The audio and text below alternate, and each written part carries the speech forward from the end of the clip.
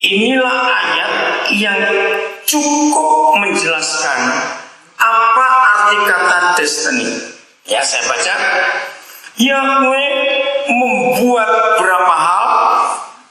Baca seberapa hal? Segala sesuatu. Untuk apa?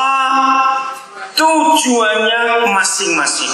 Bahkan orang fasik pun dibuatnya untuk hari malapetaka. Kalimat yang kedua kita nggak perlu bahas. Kalimat pertama aja saya ulangi lagi. Yahweh, Amsal 16 ayat 4. Yahweh membuat segala sesuatu untuk tujuannya masing-masing. Saya mengajak saudara keluar dulu dari konteks rohani atau konteks agama atau konteks Alkitab, yaitu dengan melihat semua yang ada di alam semesta, khususnya ada di bumi kita, yaitu hidup para binatang dan hidup para tumbuhan. Dengarkan baik-baik. Saudara tahu nggak ketika Tuhan ciptakan cacing, destininya apa? Menggemburkan tanah, menyuburkan tanah. Kalau sudah bosan, itu jadi makanan ayam dan makanan bebek. Ya, betul tidak? Kan mereka makan itu. Atau jadi umpan kain. Tuhan menciptakan cicak. Ada destininya tidak? Nah, makanya kamu betul. Ngerti nggak contoh itu? Ada begitu banyak jenis tumbuhan, baik yang bagus maupun yang beracun. Percayakah saudara bahwa Tuhan punya destiny, punya tujuan akhir menciptakan itu? Jawabannya apa? Semua yang ada di alam semesta. Maka itu Amsal 16 ini jelas.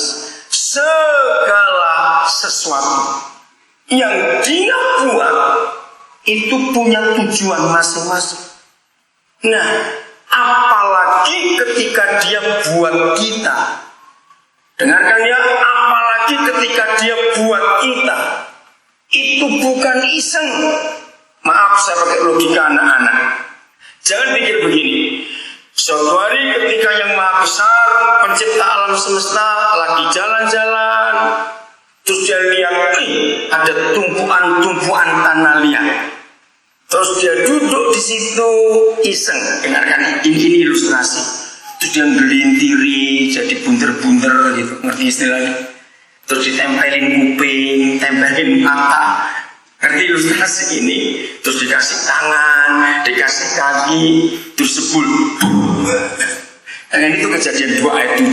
Dihembuskannya nafas hidup. Lalu jadi orang dilempar ke sana, jadi lagi lempar ke sana. Kira-kira dia begitu nggak buat kita? Jawab begitu tidak? Kalau binatang-binatang dan tumbuhan-tumbuhan saja itu punya destininya, punya sasaran untuk apa dia buat itu. Apalagi kita.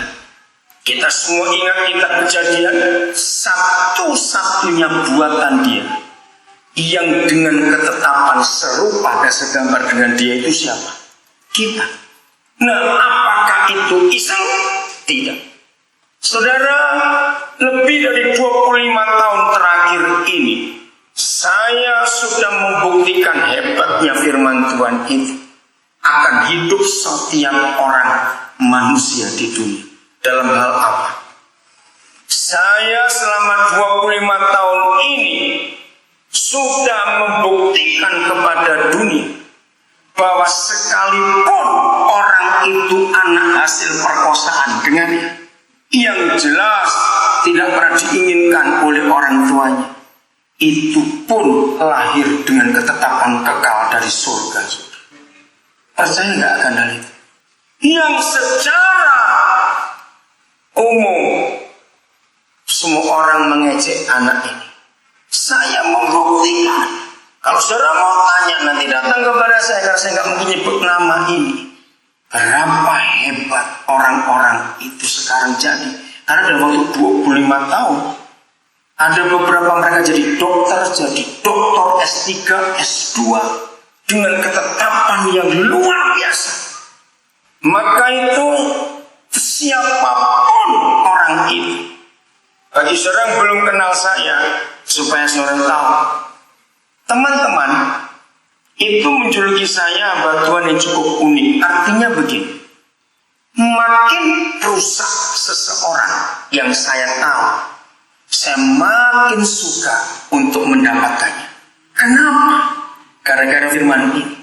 Serusak apapun hidup orang itu, saya percaya semua saudara sudah sering dengar orang-orang yang hebat sekarang dipakai Tuhan dalam berbagai macam bidang.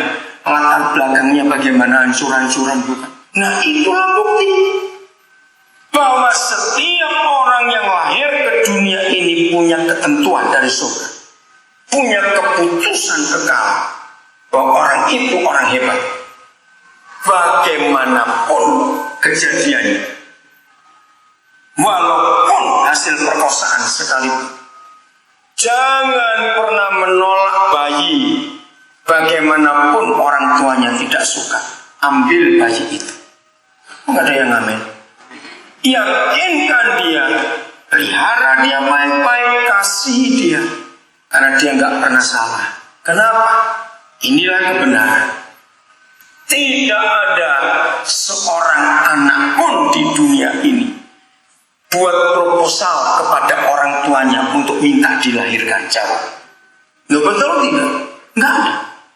Dan tidak ada seorang pun anak manusia yang minta untuk dilahirkan. Betul?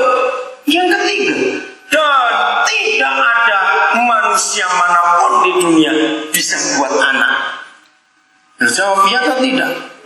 Berapa banyak keluarga yang mendambakan anak? Maaf, toh mereka juga hubungan seks suami istri, nggak jadi anak itu. Maka itu kalau sampai mereka ada di antara kita, entah dengan cara benar ataupun salah, Tuhan yang menetapkan dia ada. Maka itu saya merombak sebuah kata yang salah dalam perjanjian lama, karena itu konsep agamawi penerjemahnya. Sebetulnya tidak. Jadi nggak ada anak haram, saudara.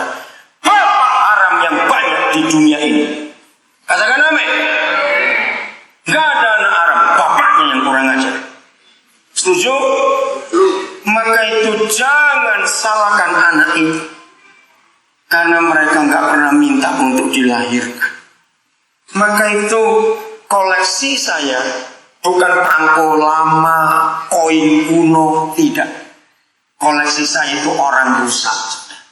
Kenapa? Saya punya dua alasan. Satu, supaya dunia tahu arti kata 2 Korintus 5:17. Masih ingat ayat itu? Barang siapa yang di dalam Kristus, maka dia adalah ciptaan baru. Jadi serusak apapun orang itu, Tuhan bisa ubah dia. Yang kedua, supaya dunia tahu bahwa tidak ada manusia yang rusak, keadaan yang merusak itu. Kalau kita sebagai gereja bisa menuntun kembali setiap yang rusak itu ke destininya, ke relnya yang semula, maka yang rusak itu jadi benar semua. Percaya tidak akan kebenaran? Ini dahsyat sekali. Kalau ada dokter di sini nanti bisa ikut bicara. Bahkan tidak ada kandungan yang cacat itu karena Tuhan. Dengar baik-baik. Tidak. Dunia kedokteran sudah membuktikan.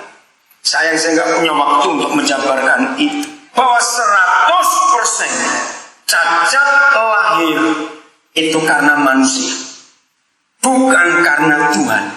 Sebab apa yang dia buat itu yang sempurna. Jadi Tuhan tidak pernah bersalah. Setuju tidak saya ngomong ini? Yang salah pasti kita. Alam ini nggak ada yang salah. Kalau alam jadi salah karena manusia yang menyalahkannya, yang merusaknya. Kalau sering ingin tahu, cari satu ayat saja. Yesaya 24 ayat 5.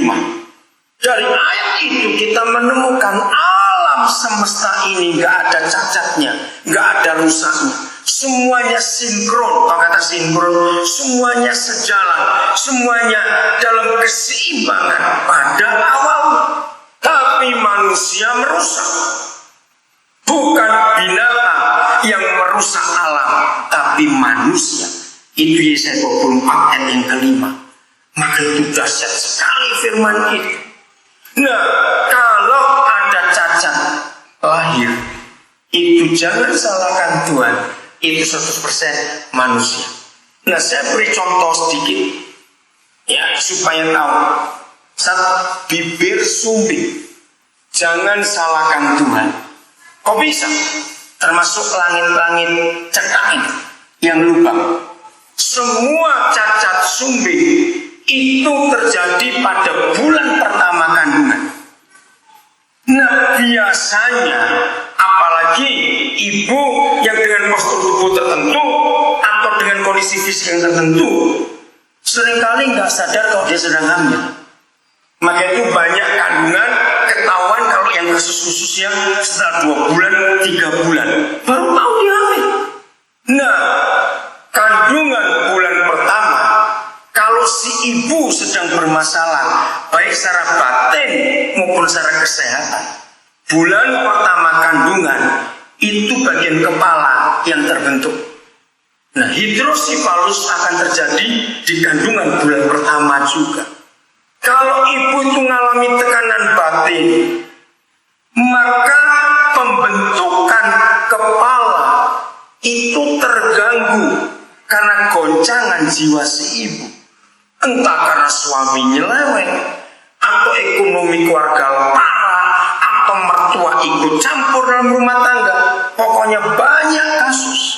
Sehingga pertumbuhan sel-sel otak, sel bibir, mata, pipi, semuanya itu terganggu. Nah, yang paling sering itu pasti bibir. Saudara bisa bayangkan ketika Tuhan bentuk sel-sel dari pipi ke bibir, begitu mulai nyambung, ini terhenti karena makanan tidak sampai kepada si anak, karena batin ibu terganggu. Kalau sampai parah, berarti langit-langit pun belum selesai pembentukan, suplai makanan ke bayi terhambat. Kalau suplai makanan terhambat karena goncangan dan macam-macam alasan, maka ini nggak bisa nutup bibir ini. Bisa bayangkan, bulan kedua usia kandungan masalah selesai. Tapi waktu berjalan terus, bulan kedua bagian dada ke bawah ini mulai terbentuk. Nggak bisa kembali ke bagian bulan pertama. Nangkep ya secara penjelasan gampang ini. Maka cacatlah anak itu dengan bibir sumbing. Ada anak lahir agak bongkok atau kakinya terkilir atau tangannya bagaimana bentuk tidak betul. Saudara, dibuktikan begini. Ketika ibu itu sedang mengandung anak itu, entah dia kerja berat, harus mengangkat sesuatu, bayangkan ya, itu kan tulang muda semua itu janin. Ketika mungkin posisi kaki di bagian bawah perut, anak itu lagi gerak-gerak begitu, lalu ibu itu nunduk, bisa bayangkan dia kejepit bukan? Nah, anak ini kan gak bisa teriak, aduh, belum bisa bicara kok. Ketika ibu terus nunduk, maka terlipat. Nggak ada yang tahu. Atau ketika mungkin punggung bayi lagi pas di bagian perut dan bagian depan perut si ibu, entah bagaimana karena perut besar dia terbentuk ujung meja atau apa, buat si ibu perut depan nggak terasa sakit, tapi yang di dalam ini bisa bayangkan ya, ini sebuah ilustrasi saja. Maka punggung anak itu akan mengalami gangguan tulang punggungnya. Nah, bentuknya akan bengkok atau bongkok atau miring, tergantung situasinya. Nah, ini contoh-contoh kecil bagaimana cacat lahir. Termasuk, maaf, yang punya kelamin ganda. Saudara, sampai hari ini dunia kedokteran tidak pernah bisa membuktikan, tetapi mereka mengakui. Dengarkan, maka itu kalau ada orang hamil, cerewetlah saudara untuk tidak minta laki atau perempuan, biar terserah Tuhan. Karena keinginan orang tua yang bertentangan dengan keinginan Tuhan itu merubah hormon, saudara. Jadi begini, kalau kandungan itu anak perempuan, keluarga ini sudah punya 4 anak perempuan semua. Wajar kalau kandungan kelima minta apa? Laki, itu wajar. Nah, ini yang hebat. Batin yang salah mempengaruhi hormon kepribadian anak dalam kandungan. Maka kalau anak ini lahir cewek, dia jadi tomboy betul-betul, kayak laki dia sudah. Tapi sebaliknya, kalau yang dikandung ini anak cowok, tapi orang tua ingin cewek, dia jadi lemah gemulai. Nah, ini yang dunia kedokteran nggak bisa membuktikan. Mungkin suatu hari kan bisa membuktikan. Tapi Alkitab menulis, nanti saya tunjukkan ayat-ayatnya.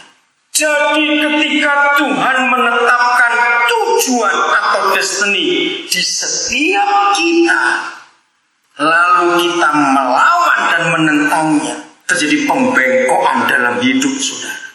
Ini yang disebut split personality atau kepribadian ganda.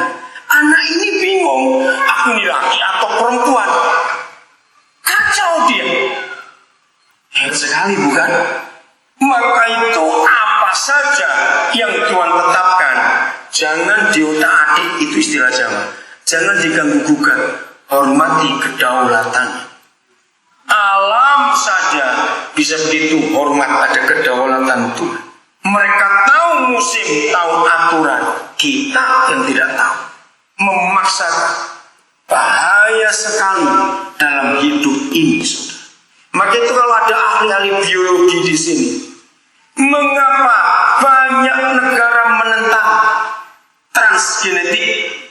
Ketika sayur-sayuran, padi-padian, buah-buahan dicampur-campur DNA-nya, memang cepat produksinya, tapi itu berbahaya buat alam.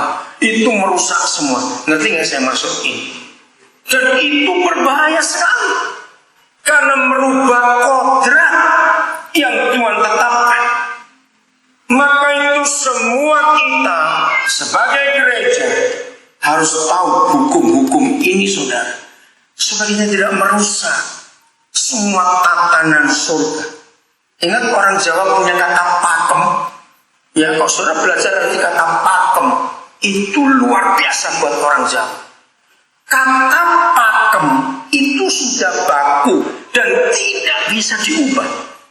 Kalau sampai pakem dirubah, rusak semua. Nah, ini yang ditulis oleh Daud dalam Mazmur 119. Dia mempunyai 7 kata tentang firman, hukum, perintah, Taurat, ketetapan, apalagi ya, kita. Banyak nanti saudara lihat 119 kitab Mazmur. Itu kalau dibongkar satu-satu saudara, itu artinya dalamnya luar biasa. Nah, setiap kita punya destiny, punya ketetapan Tuhan. Karena masing-masing kita punya tujuan. Maka itu dalam hidup ini jangan coba-coba merubah. Karena yang diatur oleh Tuhan itu yang terbaik. Amin. Itu yang terbaik. Ketika di alam ini banyak virus, banyak bakteri, mereka pun diciptakan dengan tujuan. Tapi ketika alam tidak seimbang, mereka jadi jahat, saudara. Ngerti gak maksud ini? Maka itu saudara jangan lihat Alkitab hanya sebagai buku kitab suci rohani saja. Tidak. Ini manual kehidupan untuk alam semesta, bukan cuma untuk dunia ini saja. Kalau saya bicara alam semesta, itu termasuk seluruhnya. Kalau bicara dunia, cuma planet bumi ini saja. Siapa ngikuti berita? Setiap tahun ditemukan gugusan baru ada ketemu lagi matahari lagi dengan sekian banyak planet. Jadi kalau dunia kita dalam satu gugusan namanya Bima Sakti, itu ada satu matahari dan sekian planet. Di luar kita ada jutaan matahari lagi dengan sekian banyak planet lagi di masing-masing matahari itu. Saudara bisa bayangkan ketika Yesaya menulis penduduk dunia itu di mata Tuhan cuma setitik debu yang jumlahnya 7 miliar sejak 31 Oktober yang lalu, di mata Yahweh cuma setitik debu. Beleduk kalau nggak tahu debu, bukan pasir, beda. Nah kalau 7 miliar itu cuma sebesar debu, nah kita seberapa? Ayo, alat apa bisa membagi sebutir debu jadi 7 miliar? Sulit dimengerti. Makanya kalau kita kurang ajar, dia itu bingung. Ngerti nggak kata itu? Kalau kita kurang ajar, dia itu bingung. Kamu itu siapa? Beleduk kali sombong. Ngerti kata itu, saudara? Debu aja sombong. Ingat, yang sombong-sombong bertobat. Kucing itu masih lebih baik dari kita. Berbulu, nggak mandi, nggak bau. Kita ini nggak berbulu, mandi pakai minyak wangi masih bau juga. Setuju saya ngomong itu? Mau sombong apa? Saudara tahu secantik apa seorang manusia, secakap apa seorang manusia, wajah terakhirnya itu pasti tengkorak. Katakan amin. Maka itu jangan sibuk cuma bidang wajah sekian sentimeter persegi saja. Jangan sibuk sampai keluar jutaan rupiah. Biarin. Oh enggak, amin. Yang penting rapi dan enggak lecek, itu saja sudah. Enggak usah dioperasi, enggak usah diganti-ganti, sudah biarin. Amin. Karena terakhir pun tengkorak. Jadi saudara, hormati dia dalam segala hal. Dia punya keputusan yang terbaik dan gak ada yang salah yang dia buat. Cepat buka Yakobus 1 ayat 17. Nanti saudara gabung dengan Yeremia 29 ayat 11. Ini Yakobus 1 ayat 17. Perhatikan kata setiap. Bahasa Jawanya angger kata itu. Setiap. Setiap apa? Pemberian yang baik. Dan setiap apa? Anugerah yang sempurna. Berarti semuanya baik, sempurna atau tidak? Iya, itu datangnya dari atas. Siapa dia? Bapa. Lanjutkan. Maka itu nggak mungkin dia buat bayi cacat. Manusia yang buat. Nggak mungkin dia tetapkan manusia untuk nasib malang. Walaupun saudara tinggal di Malang. Karena Yeremia 29 ayat 11 itu. Jadi semua destiny kita itu sempurna dan terbaik, saudara. Nggak ada yang cacat, nggak ada yang rusak, nggak ada yang salah. Kita yang membuat rusak semuanya. Karena kita tidak mentaati hukumnya, pakem-pakemnya itu tadi. Aturan-aturannya kita anti. Jadi kacau semua. Ketika hukum pernikahan diobrak-abrik. Lihat Kejadian 1:28. Saya ini dipersingkat kalimat ini. Lihat Kejadian 1:28. Begini kata Tuhan, semua kita harus jadi suami istri lebih dulu, baru jadi ayah ibu. Tapi setan merusak pakem ini. Berapa banyak orang menikah sudah jadi ayah ibu, baru jadi suami istri. Goblok kamu. Akhirnya kalau menjadi ayah ibu dulu, baru jadi suami istri, anak-anaknya jadi korban. Ngerti maksudnya? Maka itu diberkati dulu anak-anak muda yang simpan ayat itu. Harus diberkati dulu supaya jadi suami istri. Setelah itu baru ada seks. Jangan dibalik. Ini ketetapan surga. Maka itu mengapa semua pernikahan yang dimulai dengan seks dulu pasti malapetaka di dalam keluarga itu. Maaf ya saudara, jangan tersinggung, tapi ini fakta. Pendeta-pendeta, dengar. Setiap kali kita melayani keluarga bermasalah, apalagi masalahnya nggak selesai-selesai, langsung tembak dengan ayat ini. Apakah kalian sudah melanggar ayat ini sebelum menikah? Percayalah 99,99% pasti. Karena memang setan mau merusak destiny pernikahan. Maaf ya, catat, cari bukti. Mengapa semua anak pertama, maaf, saya harus ngomong ini. Mengapa setiap anak pertama dari pernikahan yang hamil dulu, hampir dipastikan itu anak bermasalah.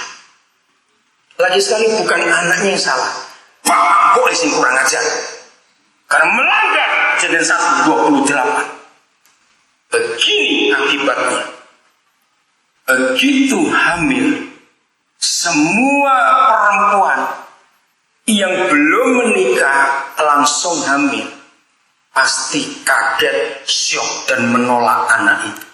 Betul tidak? Karena belum siap. Tapi karena Kristen nggak digugurkan. Biasanya, makin itu rekan-rekan pendeta belajar ini. Saya tidak akan pernah menikahkan orang walaupun sudah hamil sebelum nikah. Kenapa? Supaya korbannya tidak berlanjut. Biar korbannya saat itu saja. Saya akan terangkan kepada orang tua kedua belah pihak.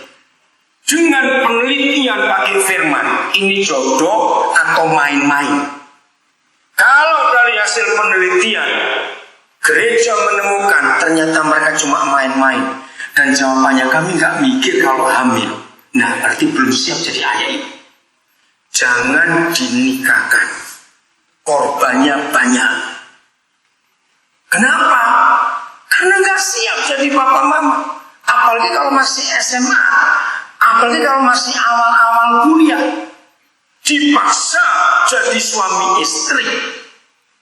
Lalu anak sudah lahir, menikah berapa bulan. Betapa berat beban dua orang ini. Beban berat buat dua orang ini. Itu dirasakan oleh bayi mereka. Jawab iya atau tidak. Maka itu yang pernah punya bayi, lihat aja. Kalau kita dua lagi nggak beres, bayi kita gelisah kalau malam. Orang tua dulu berkata itu kembung. Setelah saya lihat Alkitab, ternyata yang kembung bapak ibu bukan anak itu. Betul tidak, saudara? Ayah ibunya kembung karena dosa. Anak itu tertolak. Anak itu merasa nggak disayang. Anak yang merasa nggak disayang, reaksinya cuma satu, nangis. Dan nangisnya pasti malam. Aneh, kenapa nggak siang kalau nangis? Karena anak tahu nggak lengkap dua orang itu. Malam baru lengkap. Bayi nangis, dua orang belum siap jadi ayah ibu. Bayi nangis karena nggak disukai.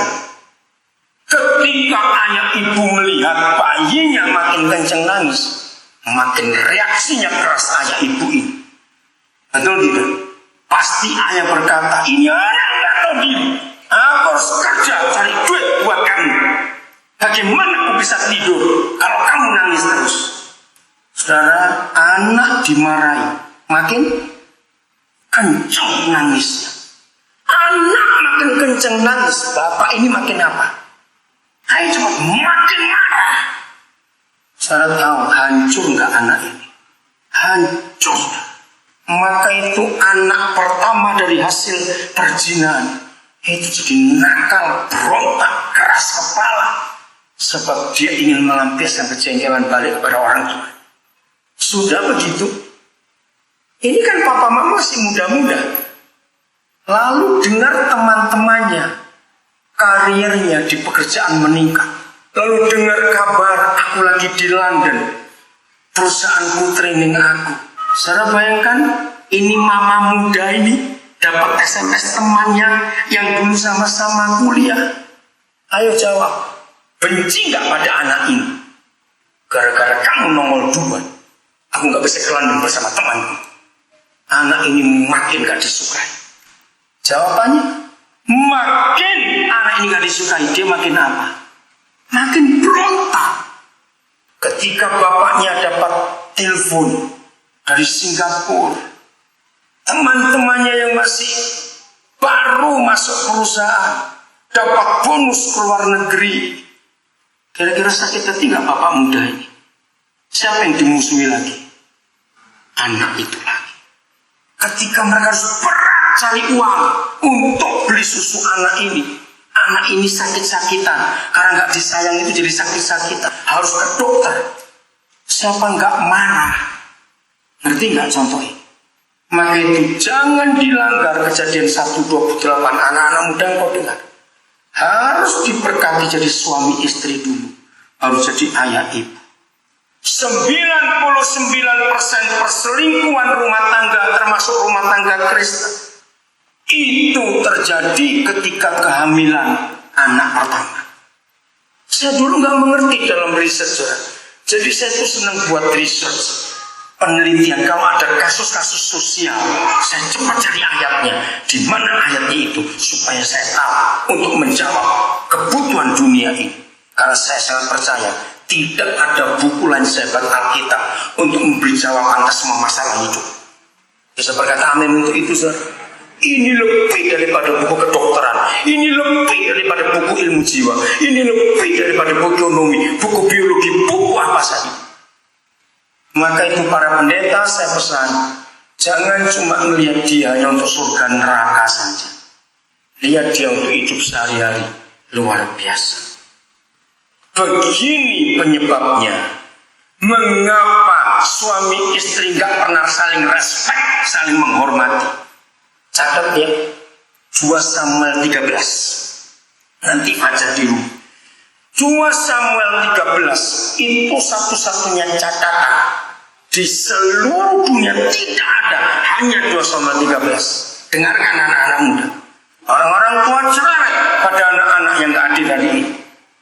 Ternyata semua, kalau saya nggak berkata hampir semua, pacaran lalu cowoknya minta seks pada ceweknya, maka rata-rata cowoknya meninggalkan ceweknya. Itu 2 Samuel 13. Jadi hukum jangan dibolak-balik, jangan dilanggar. Katakan amin. Kalau itu hukum, ya hukum, hormati saudara. Jadi sampai hari ini tidak ada data akurat, karena beberapa psikolog yang saya hubungi tentang kasus ini, mereka tidak bisa menjawab, tapi mereka percaya memang begitu. Begitu cowok merawani pacarnya, itu kemungkinan besar ditinggal sangat besar. Dan sudah ada catatannya, 2 Samuel 13. Dan biasanya cowok-cowok bajingan kayak begitu nggak sampai seminggu sudah gandeng cewek lain. Ketika cewek pertama jadi tiduri ini, lihat, jauh sakit hati tidak? Jauh sakit hati tidak? Pasti sakit hati. Nah, ini kasus tahun 79. Tiba-tiba dalam 4 bulan itu, kasus yang terbanyak saya hadapi itu adalah laki-laki gagal. Baik dia sudah menikah maupun belum, baik dia karyawan, dia mahasiswa, dia pengusaha, dia suami, dia dokter, dia pendeta, gagal. Saya bingung, kenapa ini banyak laki-laki gagal? Nah, kalau sudah begitu, saya tanya pada Roh Kudus, Tuhan, mana ayatnya untuk menolong laki-laki gagal? Saya kalau ketemu istilah saya pasien begitu, dan saya belum ketemu jawabannya, saya lihat kira-kira saya perlu waktu berapa hari untuk saya belajar. Jadi rata-rata mereka saya suruh balik, coba 2 minggu lagi atau 3 minggu lagi. Saya mau belajar dulu, kenapa ada kasus seperti ini. Saya nggak cari buku lain, saya cuma lihat Alkitab. Saudara, jawabannya kaget sekali. Iblis itu selalu bekerja lewat kata-kata kutuk, sumpah serapah. Catat itu. Maka itu dalam kitab Perjanjian Lama, hati-hati dengan kata-kata yang salah. Karena sumpah serapah itu didengar oleh iblis, dan iblis mengerjakan untuk orang itu. Ketika saya dapat ayat itu, saya kaget. Kagetnya begini, nah nanti kalau mereka pada balik saya ngomong apa? Karena ayat menjawab, semua laki-laki ini keadilan Tuhan. Kalau seorang gadis tahu dia perawan atau tidak, karena selaput darahnya sudah hilang. Sekarang kok dengar laki-laki, jangan bilang aku merdeka, gak ada tanda apa-apa. Siapa tahu aku jaga atau tidak. Dengar hari ini. Ini keadilan Tuhan. Begitu seorang gadis diperawani dan ditinggal, dan gak sampai seminggu si bajingan sudah gandeng perempuan lain. Perempuan ini marah, saudara, karena gak bisa tonjok. Biasa perempuan gak bisa begitu. Keluar kata kutuk dari mulutnya, dan iblis dengar. Lalu iblis kejar yang dikutuki orang ini dan ditimpakan malapetaka itu ke dia. Cukup satu gadis diperawani seorang laki-laki dan ditinggal, itu cukup buat hancur hidup laki-laki itu. Maka itu jangan saudara pernah takut menanyakan ini kepada pria yang gagal, termasuk dia pendeta.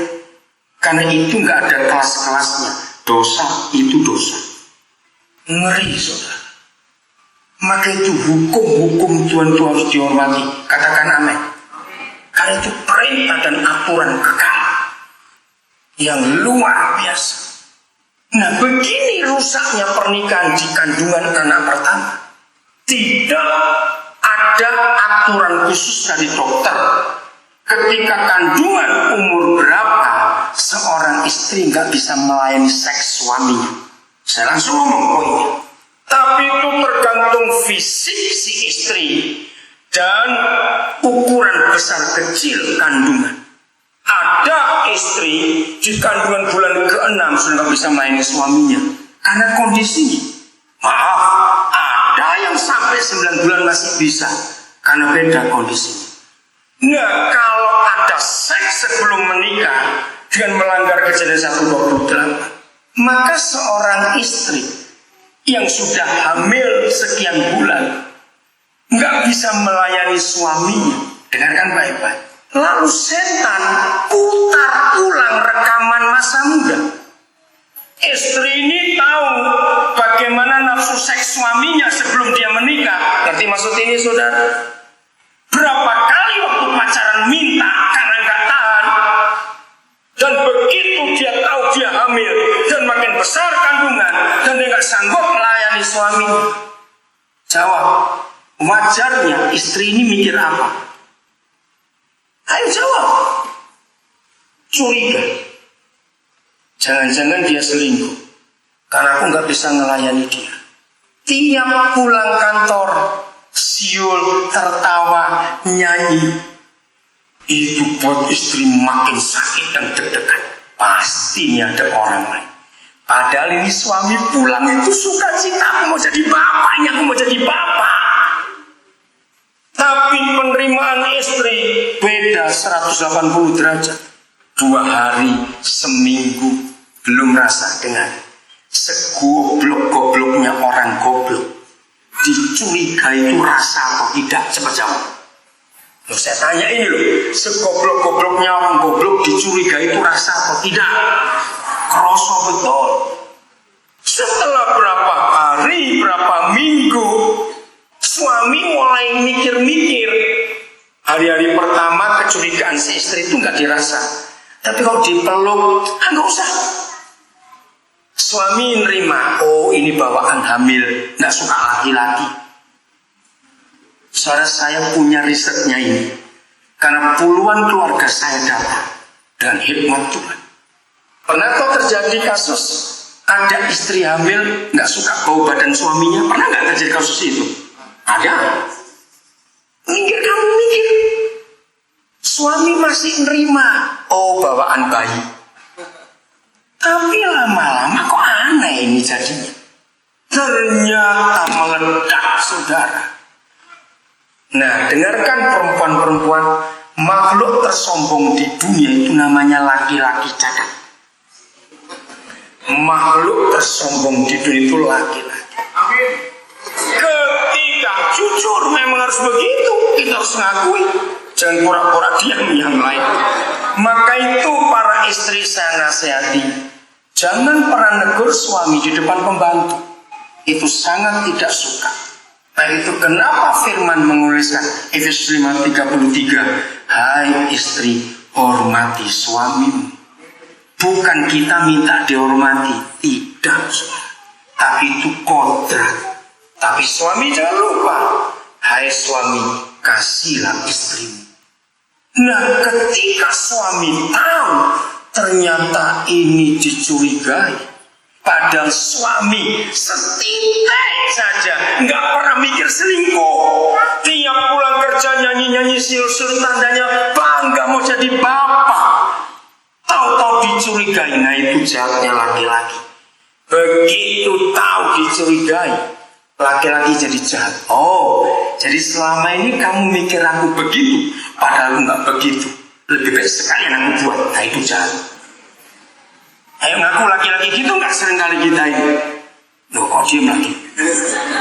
Saudara, terjadi kekacauan dalam rumah tangga. Siapa jadi korban pertama? Anak itu. Ngeri, saudara. Maka itu jangan melanggar Kejadian 1:28. Harus diberkati dulu jadi suami istri baru jadi ayat. Sisanya saya nggak bisa pas taruh panjang kalau dari pokok pembicaraan. Tapi kalau ada yang mau tanya kepada saudara tentang topik-topik ini, saya siapkan diri. Saya beri nomor telepon saya beri alamat email saya. Ayo kita diskusi.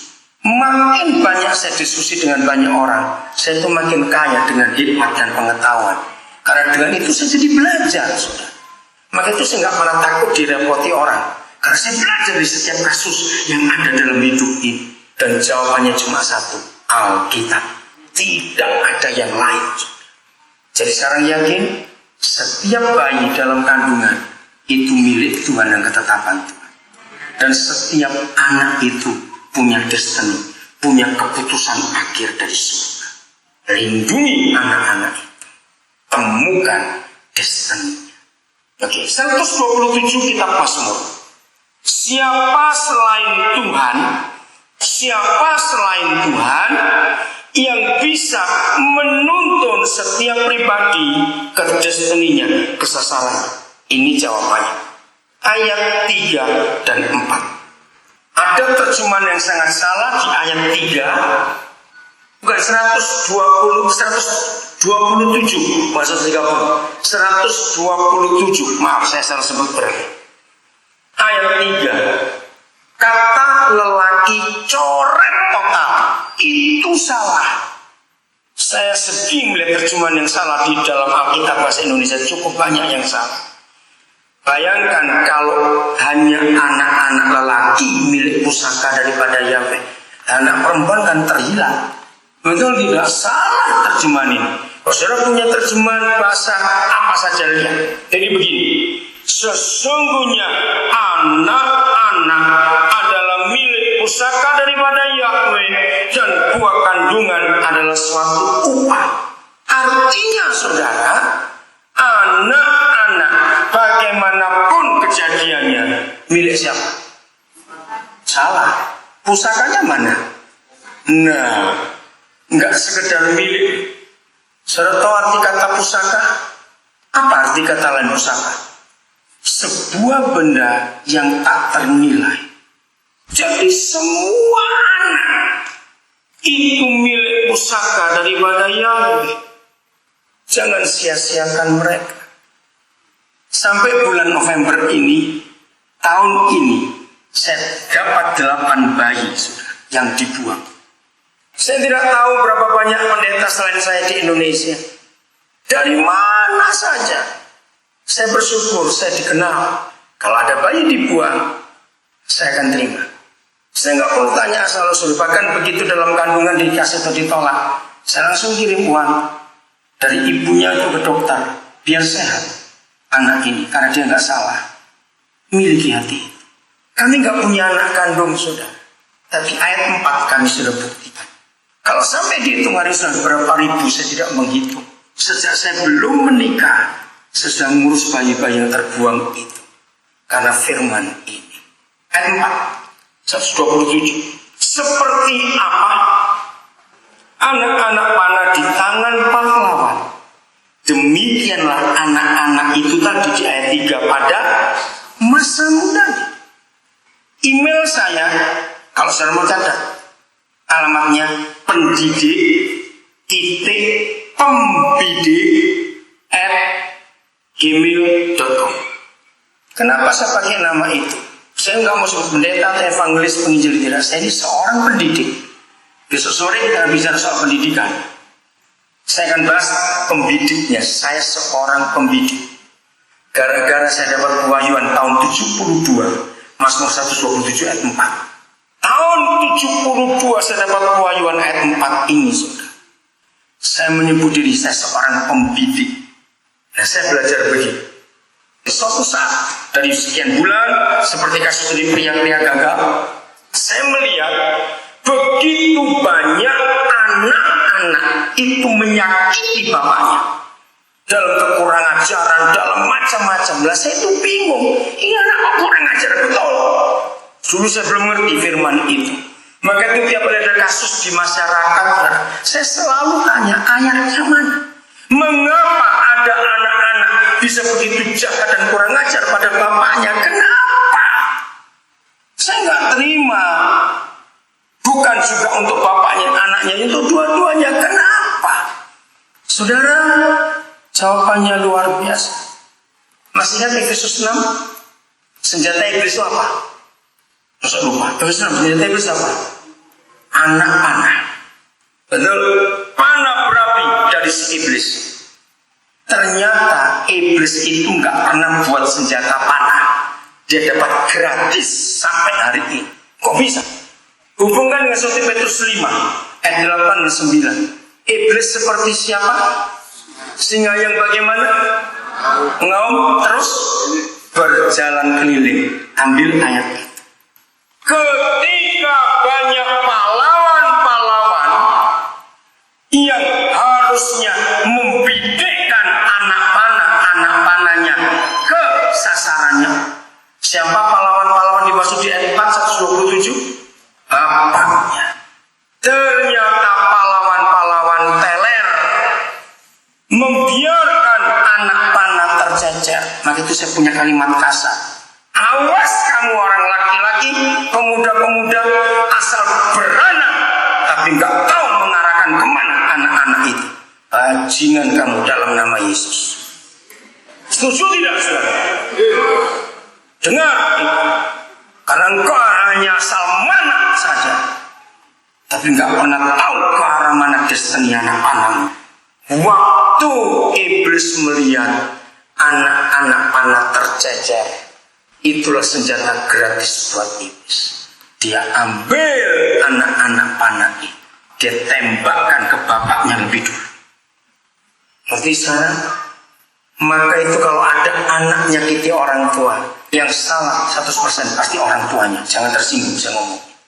Menurut firman Tuhan, saya nggak ada waktu untuk menjelaskan ayat mana. Bagaimanapun juga anak-anak tidak pernah salah. Yang salah adalah orang tua. Kenapa begitu? Satu aja ayat saya tunjukkan. Sebab anak-anak itu makhluk peniru, binatang bukan peniru. Maka itu anak ayam seekor kumpulkan 4.000 bebek, gak akan jadi bebek, tetap ayam dia. Betul tidak? Saudara jangan pusing dengan anak kucing yang bergaul dengan sapi, gak akan jadi sapi, biarin aja. Atau jadi anak binatang gak peniru, kumpulkan binatang apa, dia tetap seperti induknya. Tapi anak orang beda. Maaf, saya cuma ambil contoh kecil. Satu anak pendeta kumpulkan 5 orang narkoba, jadi apa dia? Nah, itu manusia. Jadi kalau sampai ada anak-anak begini begitu, belajar dari siapa? Yang dekat dengan anak itu, yang kita orang tua. Saya belajar dari Alkitab konsep ini. Kalau saudara sebagai orang tua sering jengkel, kenapa kamu gak mau ngerti papa?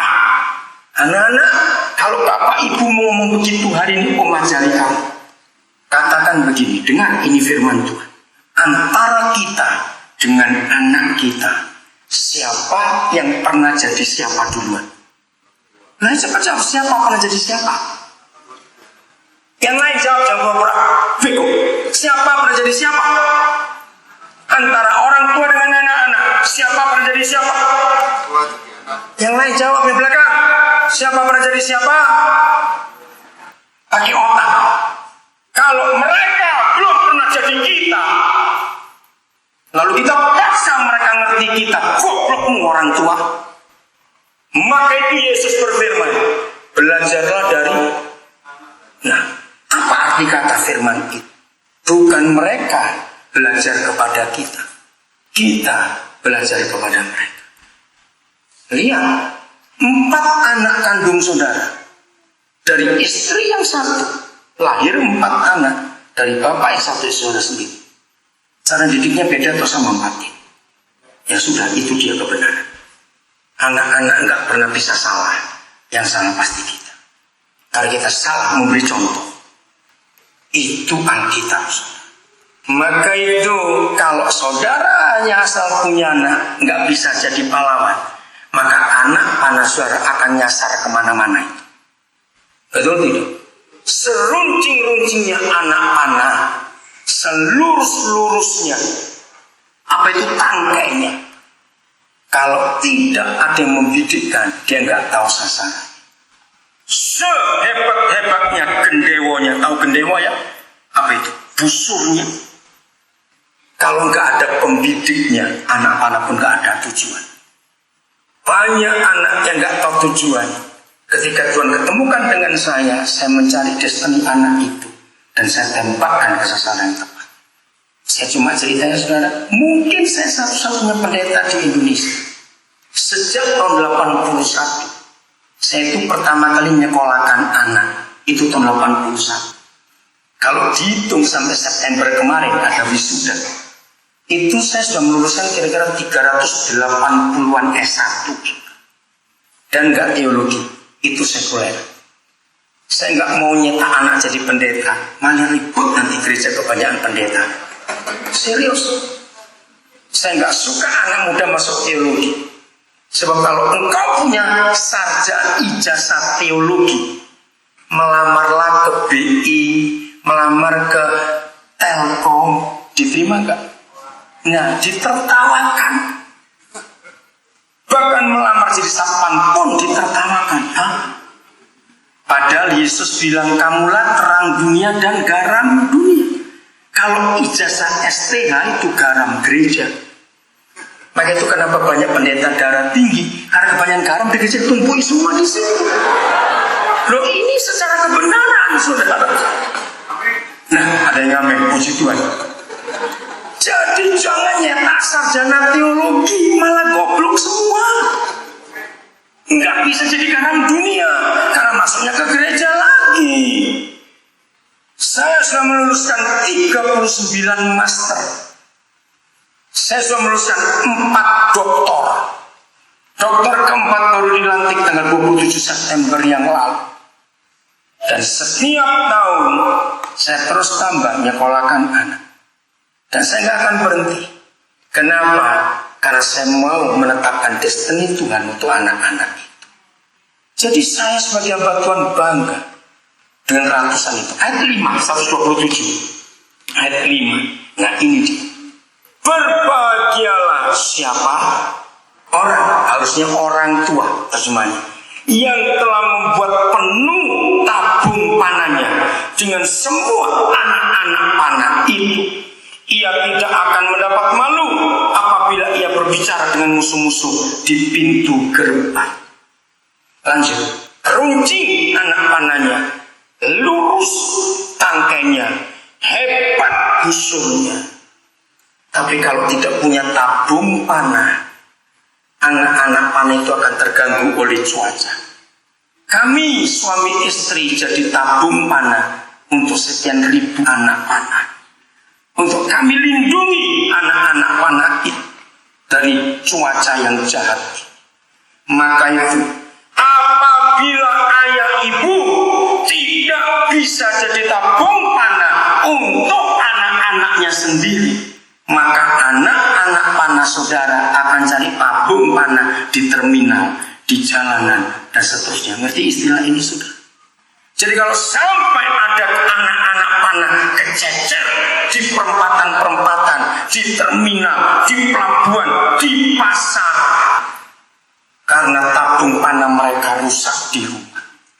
Nanti ilustrasi ini, ketika ayah ibu tidak menciptakan surga, maka anak-anak itu cari surga di luar rumah. Dan 100% kalau anak-anak itu cari surga di luar rumah, pasti kejahatan yang mengambil mereka. Ngeri, saudara. Maka itu gereja jadilah tabung panah buat anak-anak panah. Karena mereka nggak minta untuk dilahirkan, Tuhan yang melahirkan. Dari 4 dokter itu, saudara, salah satunya adalah anak hasil perkosaan. Bahkan dia nggak tahu, bukan cuma ayahnya, ibunya pun dia nggak tahu. Maka itu buat dia, kami ini papa mamanya. Sekarang dia dokter, hebat. Saya bisa menceritakan banyak bahwa mereka itu nggak salah, yang salah adalah kita. Ketika saya menerima mereka, saya nggak beda-bedakan sukunya. Dari sekian banyak anak-anak itu, saya sudah mendapat terdiri dari 39 suku, catatnya. Untuk Papua, saya nggak rinci satu-satu. Itu satu, padahal Papua itu ada ratusan suku. Saya akan terus minta kepada Bapa di surga, kalau boleh, sebelum saya dipanggil pulang, saya punya paling tidak 1 anak dari 1 suku di Indonesia. Dan nggak semuanya Kristen. Ini kita harus tahu, tidak semuanya Kristen. Karena Tuhan nggak cuma ngurus yang Kristen, betul tidak? Dia urus semua anak. Maka itu mereka respect kepada saya. Yang nggak Kristen pun saya urus, saya sekolahkan. Saya tembakkan ke sasaran. Saya berdoa betul-betul, minta kepada pemiliknya, apa destinimu untuk anak-anak ini. Maka itu, saudara, ketika gereja lupa tugas dan tanggung jawabnya, hancurlah masyarakat. Ketika gerejanya sibuk bangun gedung, sibuk latihan musik saja, sibuk ngurus program acara, tapi nggak ngurus orang, gereja gagal jadi gereja. Bagi yang kenal saya tahun 70-an, saya tinggal satu-satunya pendeta di generasi itu yang tidak pernah bentuk gereja organisasi sampai hari ini, karena saya tahu destiny saya dari surga. Padahal, maaf saya berkata, bagi yang kenal saya nggak setuju kata, kalau saya buka gereja, nggak sombong, cuma saya pasti banyak. Maaf saya berkata, kenapa saya tidak memanfaatkan kesempatan itu? Padahal yang minta saya buka gereja cukup banyak. Saya berkata, saya tahu destiny saya. Saya nggak mau latah seperti banyak teman pendeta lain latah. Nggak enak kata itu. Kalau kita tahu destiny kita nggak perlu ngekor orang lain. Kejar sasaran kita masing-masing. Itu sungguh luar biasa. Jadi kami bahagia, nggak punya anak kandung. Bulan lalu, Oktober itu paling unik. Saya ngawinkan 8 anak dalam 1 bulan, sudah. Ayo, siapa bisa nyaingi kekayaan saya? Bulan ini 3 saya nikahkan anak. Itu menyenangkan sekali. Saya tetapkan mereka, maka itu saya marah pada anak-anak saya kalau sampai mereka menikah, tiba-tiba saya diberitahu kurang berapa hari saja. Ada anak seperti itu, saya marah betul. Karena saya harus tahu siapa jodoh.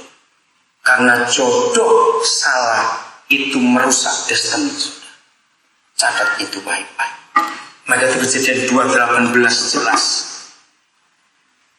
Bapa di surga, catat Kejadian 2:18. Bapa di surga adalah pribadi pertama di dunia yang punya inisiatif orang itu menikah. Dan dia gak cuma berinisiatif, tapi dia menyediakan yang sepadan. Hebat bukan?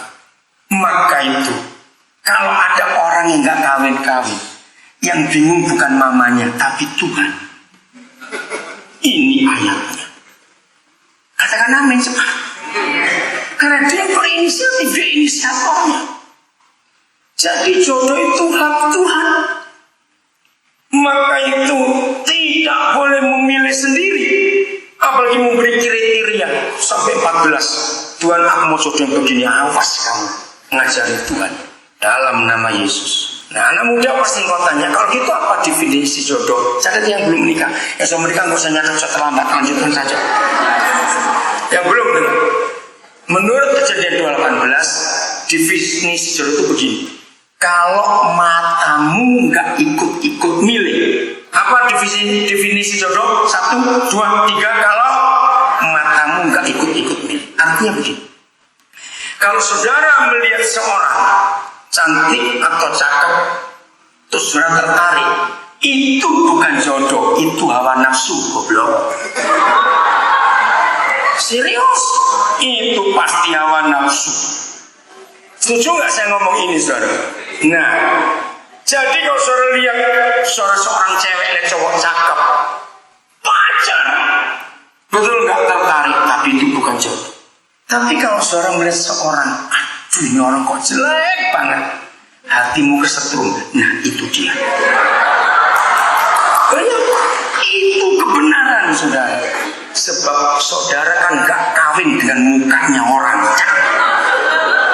Ya, secakap-cakapnya seorang cowok, secantik-cantiknya seorang cewek, kalau tua tetap jelek. Setuju saya ngomong ini?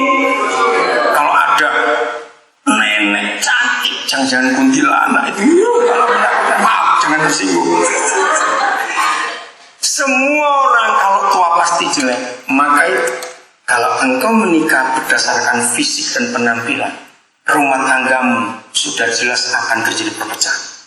Karena ketika fisik berubah karena usia, engkau nggak terima dan akan cari yang lain. Betul tidak firman ini, saudara? Maka itu hati-hati. Jadi yang belum menikah, dengar itu. Oke, 139 kitab Mazmur. Kita lihat 139. Ada destiny, ada kesimpulan destiny yang hebat di ayat ini. Ayat 13. Mazmur 139 ayat 13. Saya akan coba pelan-pelan. Sebab engkaulah yang membentuk buah pinggangku, menenun aku dalam kandungan ibuku. Roh Kudus urapi kami untuk mengerti firman ini dalam nama Yesus. Saya akan keluarkan 2 kata dari ayat 13. 1 buah pinggang, 2 menenun. Saya akan uraikan dari kata menenun dulu. Ini dahsyat sekali. Apa bedanya buatan pabrik dan tenun tangan? Bukan mesin tenunnya, tangan. Coba bedanya apa? Ayo susah sekali. Kalau buatan pabrik bagaimana? Kalau handmade bagaimana? Beda tidak? Nah, oke, semua kita harus beda. Saudara sadar nggak kita ini ditenun semua? Buatan tangan ada yang sama tidak? Walaupun benangnya sama, warnanya sama, bisa sama persis tidak?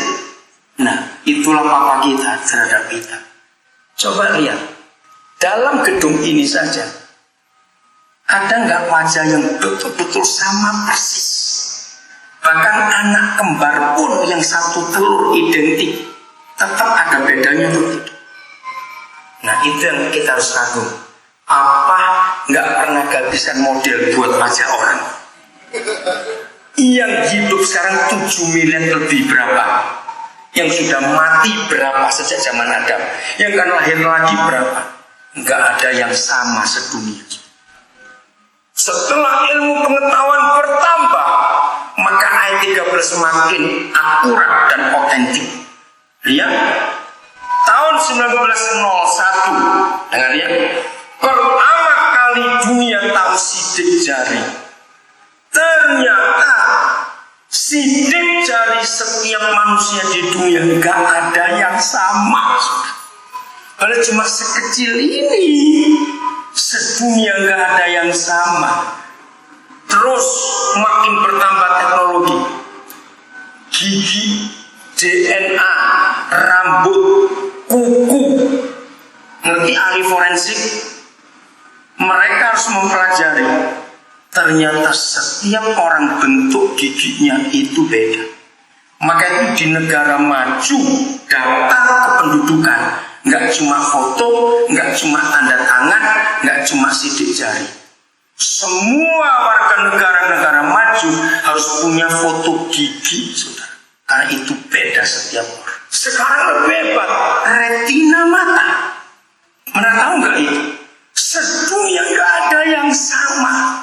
Saya nggak tahu tahun-tahun depan ketemu apa lagi. Ini membuktikan kita ini tengunan tangan yang maha besar, saudara. Nggak ada yang sama. Kalau saya bicara ini saya kagum pada Papa yang hebat. Maka itu rekan pendeta, jangan cuma khotbah yang soal surga neraka saja. Galilea, Yudea, Samaria, khotbahkan yang kebutuhan masyarakat. Maaf saya ngomong ini, maaf. Setuju saya ngomong ini? Jawablah kasus-kasus sosial yang sedang merambat di mana-mana saat ini. Kalau saya sebut nama ini, saya minta saudara angkat tangan yang tahu. Steve Jobs. Yang tahu angkat tangan? Steve Jobs. Cuma sedikit. Anak muda nggak ada yang tahu Steve Jobs. Lalu kamu tahu banyak nonton sinetron berarti itu awas. Coba angkat tangan lagi. Yang tahu nama Steve Jobs. Nah, nggak ada 10%-nya ternyata di ruangan ini. Saya harus ngomong apa ini kalau bagi nggak tahu? Oke, pelan-pelan. Steve Jobs baru mati tanggal 5 Oktober yang lalu. Umur 56 tahun. Dia adalah manusia fenomenal istilah dunia. Sangat pintar, brilian, hebat. Dia penemu telepon dan komputer yang touchscreen, yang sentuh, layar sentuh. Itu dia. Dia itu salah satu pendiri perusahaan komputer terbesar dunia namanya Apple. Ketika Microsoft muncul, Apple ambruk. Tapi awal 2000-an, Steve Jobs tampil menemukan iPod. Hanya alat kecil bisa nyimpen ribuan lagu. Dari iPod, Steve Jobs nggak pernah puas. Dia ciptakan iPhone. Sekarang sudah sampai 4 macam. iPhone 4 itu pun yang kelima, iPhone 4S. Nanti saya cerita. Indonesia belum masuk. Dari iPhone yang mendunia, dia ciptakan iPad. Baru sampai iPad 3 dia meninggal. Waktu dia meninggal, dunia menangis, saudara. Sejak Steve Jobs mati, saya sudah khotbah berapa ratus kali di depan banyak anak-anak muda tentang destiny. Sekarang saya cerita latar belakang. Waktu ibunya mahasiswa semester 4 mengadakan free sex dengan cowoknya orang Suriah Arab. Hamil. Orang tua si mahasiswi nggak terima. Masalahnya 2 alasan. Kamu masih kuliah. Kedua, aku nggak mau ini anaknya Arab. Karena dia orang Amerika. Kandungan umur 5 bulan. Orang tua mahasiswa memaksa gugurkan. Puji Tuhan, mahasiswa ini nggak tahu Kristen tidak, saya belum tahu karena nggak ditulis dalam sejarah. Tapi dia menolak. Dia lari ke kota lain. Ketemu satu keluarga Jobs. Melihat kasus ini, keluarga Jobs mengadopsi anak ini sejak 5 bulan dalam kandungan. Dia mereka rawat anak gadis ini, mahasiswi ini, sampai lahir, langsung adopsi gadis ini, lulusan kuliah, dan dia menikah dengan orang lain. Bayangkan kalau Steve Jobs digugurkan, dunia nggak ada iPod, nggak ada iPhone, nggak ada iPad. Itu destiny, saudara. Maka itu saya berani berkata, sejahat-jahatnya kejadian seorang anak manusia ini, Tuhan tetap punya destiny untuk orang itu. Ambil dia. Itu hebat sekali. Jadi kita ini ditenung. Kalau secara fisik begitu telitinya Tuhan sampai bentuk letak gigi, rambut, walaupun rambutnya sama hitam begini, Tapi DNA-nya beda, saudara. Kuku kita ini beda, susunan kimiawi semuanya itu beda. Itulah tenunan Tuhan.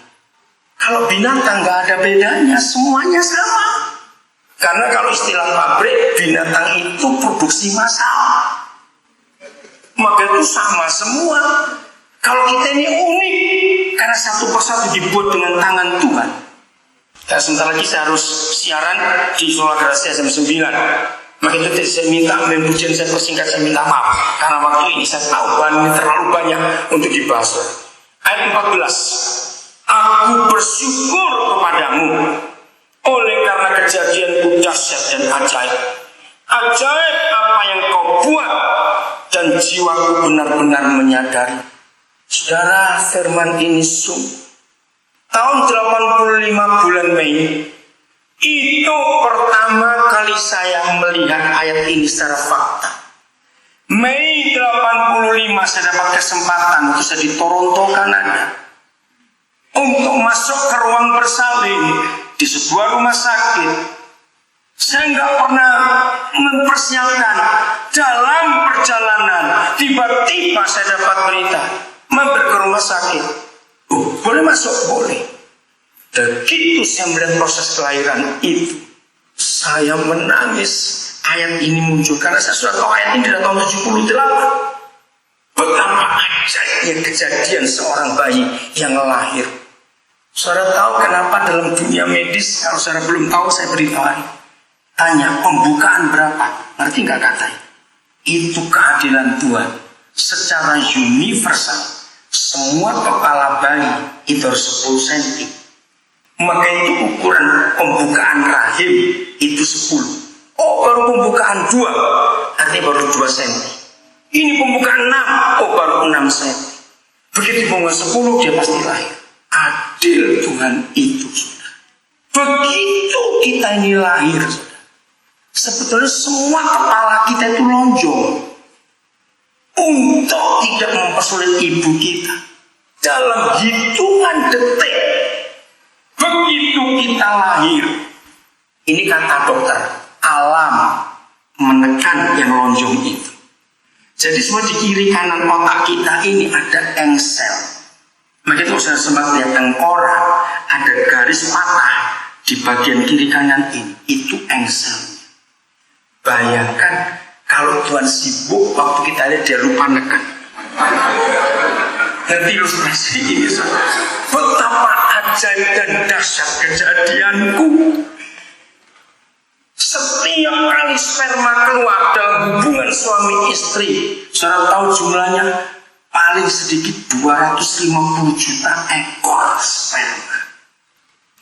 250 juta ekor sperma itu berlomba menuju satu sel telur yang terbaik yang surga tentukan. Dan begitu berpacu, bayangkan, pernah dengar nggak ada maraton 250 juta orang? Itu kan se-Indonesia barengan lari, nggak mungkin. Cuma satu dalam ketetapan surga membuai sel telur.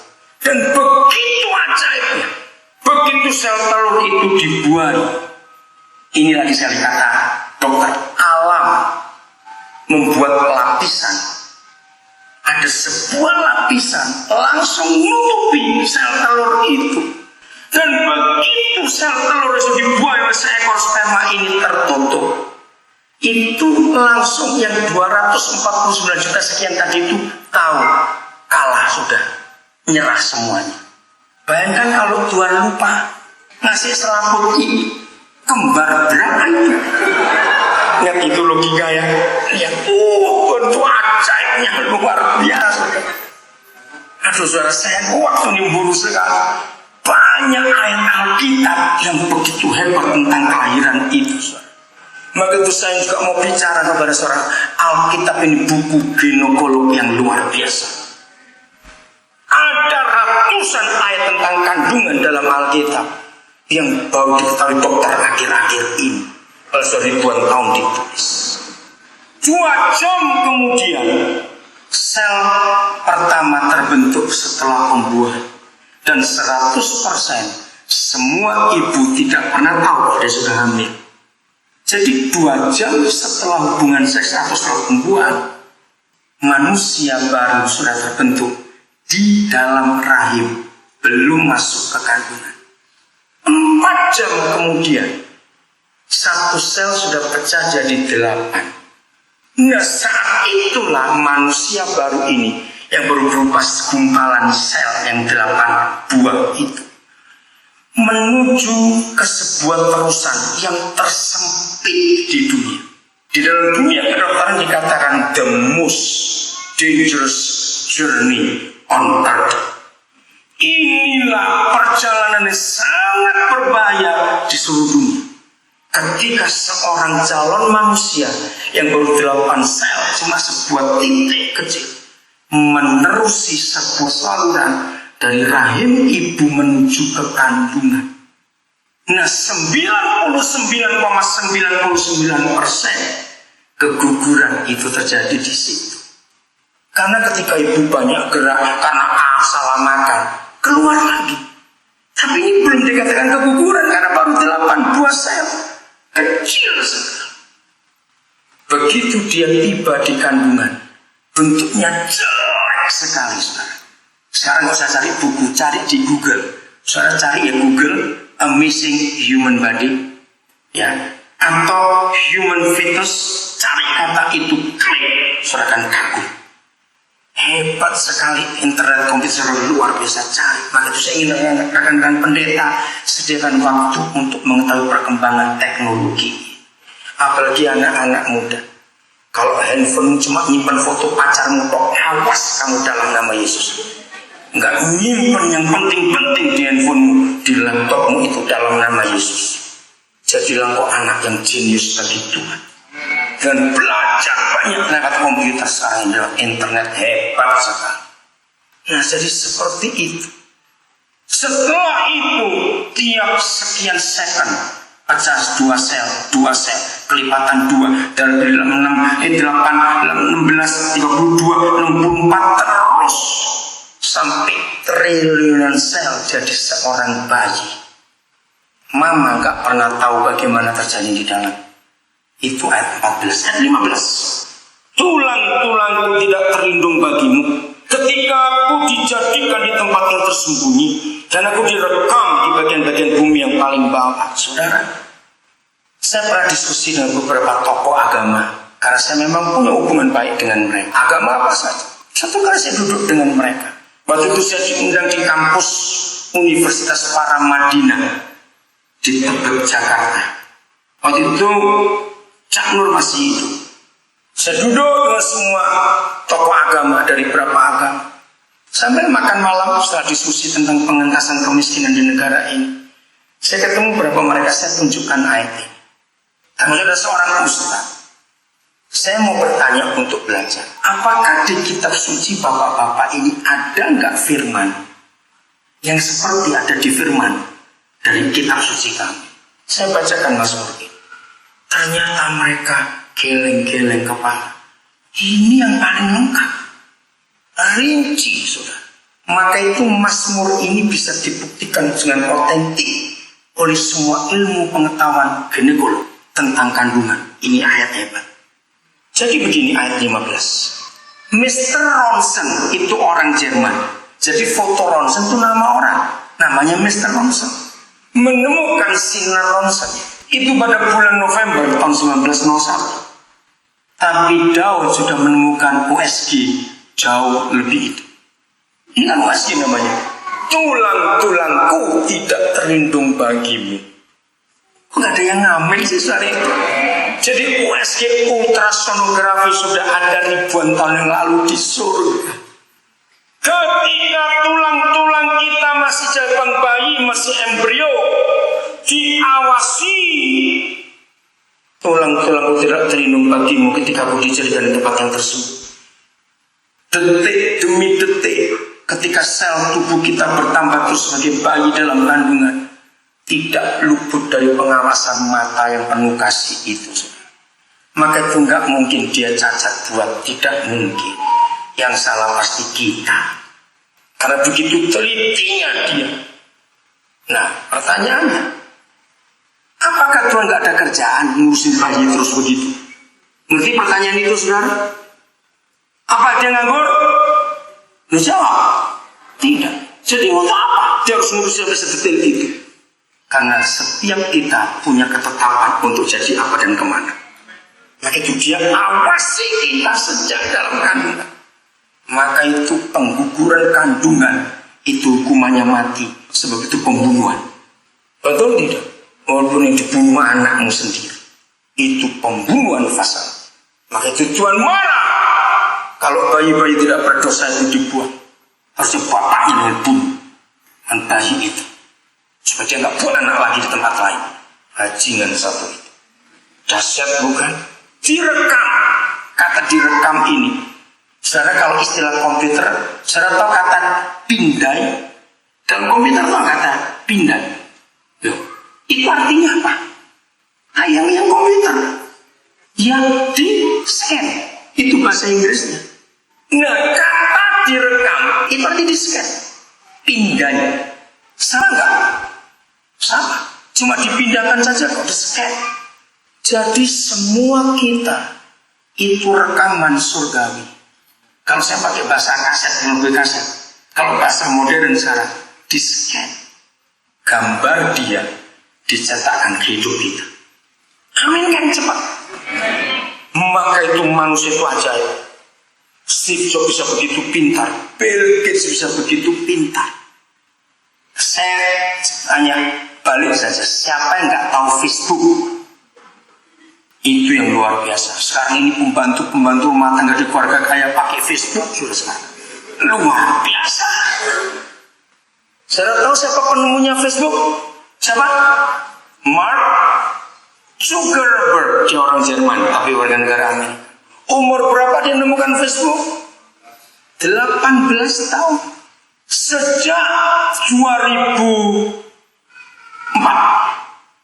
Dia jadi orang muda terkaya sedunia. Jadi sejak zaman Adam sampai zaman SBY, belum pernah ada orang di bawah umur 26 tahun bisa sekaya Mark Zuckerberg. Gara-gara dia menemukan Facebook. Sampai hari ini dia belum berumur 30 tahun. Tahun ini nggak salah dia umur 27. Tapi dia jadi anak muda terkaya sedunia. Karena destininya yang Tuhan tetapkan, engkau penemu Facebook. Siapa yang nggak tahu Google?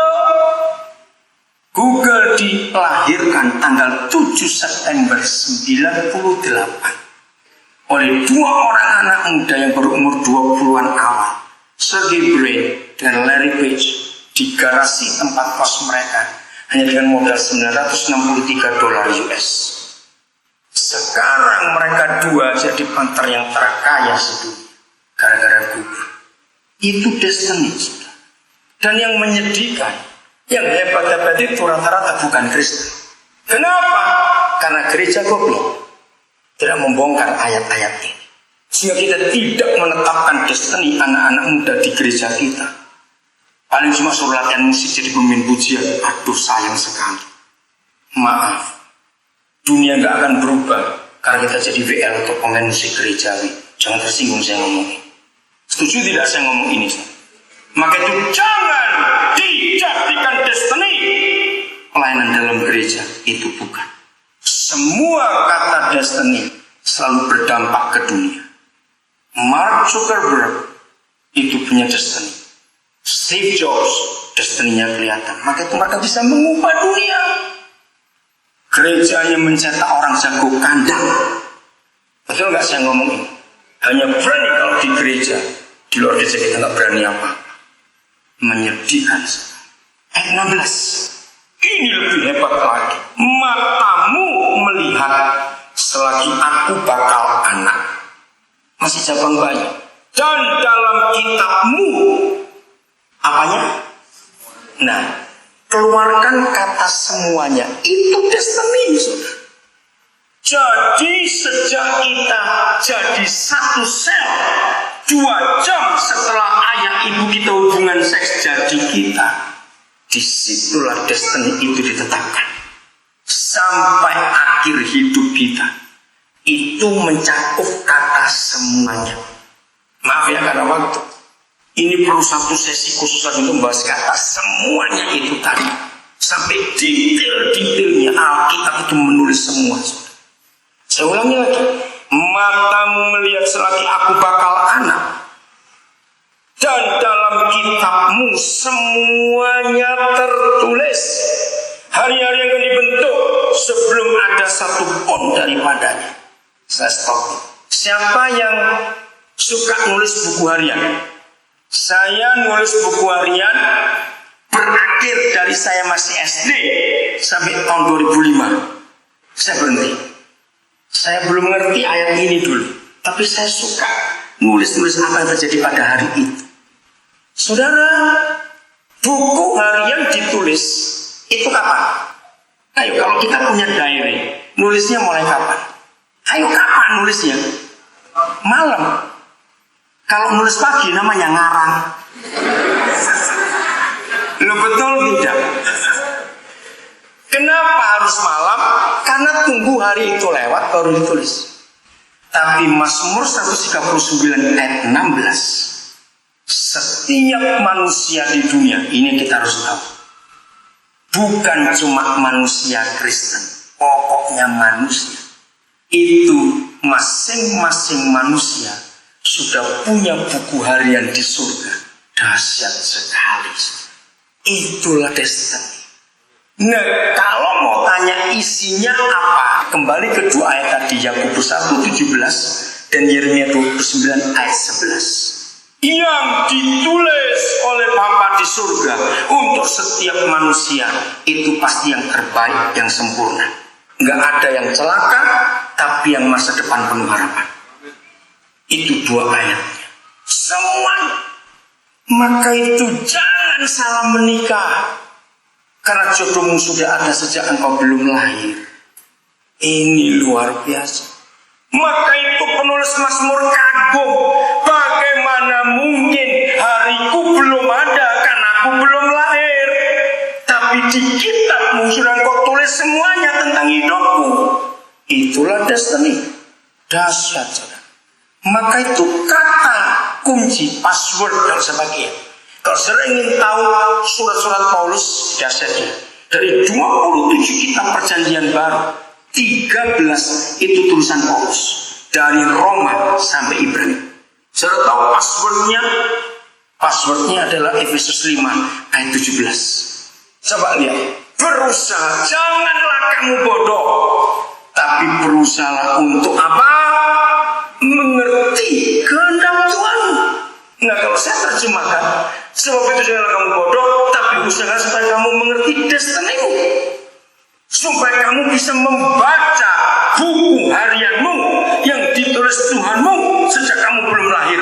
Itu password surat-surat Paulus. Maka itu kalau kita membaca surat-surat Paulus dan mempelajarinya tanpa klik passwordnya, nggak akan ketemu rahasia. Orang bodoh buat Bapa di surga bukan orang nggak sekolah, tapi orang nggak bisa ngerti kehendaknya karena dia nggak baca buku harian. Serusak-rusaknya seorang manusia, kalau dia kita tuntun kembali ke buku harian itu, dia ketemu hidup yang benar. Nah, ini penyebabnya kenapa saya suka mengoleksi orang rusak. Saya akan tuntun orang itu ke buku harian. Saya akan didikkan dia ke sasaran yang tepat. Gereja harus menjadi pembidik semua. Sebab di luar kita ada jutaan anak panah masih keleleran dan tercecer. Yang kita harus ambil anak-anak panah. Setuju saudara? Hari-hari ini yang masih bingung destinimu apa, rendahkan hati. Gak usah pakai doa puasa, gak usah. Nyerah, nanti dia tunjukkan. Karena apa gak mau gegeran dengan kita, orang-orang goblok ini. Rugi dia gegeran dengan kita. Artinya begini, kalau dia tahu kita sudah punya keputusan, dia nggak akan ngomong kehendak, dia berkata lanjut dan kamu putus. Kalau kita mau, dia tahu kita menyerah, dia baru tunjukkan. Itu hebatnya Bapa kita. Ayat 17. Dan bagiku betapa sulitnya pikiranmu ya Tuhan, betapa besar jumlahnya. Saya akan lagi saudara. Dan berapa ayat ini? Mari kita buka Yeremia 1 ayat 5. Di sini kita menemukan kata destiny lagi. Sebelum aku membentuk engkau dalam rahim ibumu, aku telah mengenal engkau. Saya tanya kepada saudara, kalau seorang jabang bayi, embrio, itu belum dibentuk di rahim ibunya, berarti ayah ibunya sudah kawin atau belum? Nah, itu kan aneh. Pertama kali saya dapat rahasia ayat ini, saya kaget. Saya berkata, Papa, bagaimana mungkin ayah ibunya belum kawin, anaknya sudah dikenal? Dari mana muncul anak itu? Ini rahasia besar. Yang kedua, setelah ayah ibu menikah dan ibu hamil, dan sebelum engkau keluar dari kandungan, semua anak diapakan? Jadi begini, ini nggak cuma untuk orang Kristen. Sebab itu saya berfirman, sudah orang Kristen belum? Saya tanya, kok sudah orang Kristen belum? Belum. Jadi untuk semua anak itu. Ternyata semua kandungan bayi-bayi itu Tuhan kuduskan. Itu yang luar biasa. Nggak peduli anaknya maling, anaknya perampok, karena anak nggak pernah ikut salah dengan bapaknya. Sebab bukan mereka yang buat anak itu. Fase ketiga, ini lebih dahsyat lagi. Aku telah apa? Menetapkan. Nah, saya pakai kata SK. Tahu kata SK buat orang Indonesia? SK Bupati, SK Gubernur. Itu kuat tidak? Kuat sekali. Ternyata surga membuat surat keputusan, itulah destiny, untuk setiap bayi lahir di dunia. Dan itu semua tertulis di buku harian surga. Maka itu saya nggak pernah susah menginjil ketika saya ketemu orang-orang putus asa, orang-orang nggak punya harapan.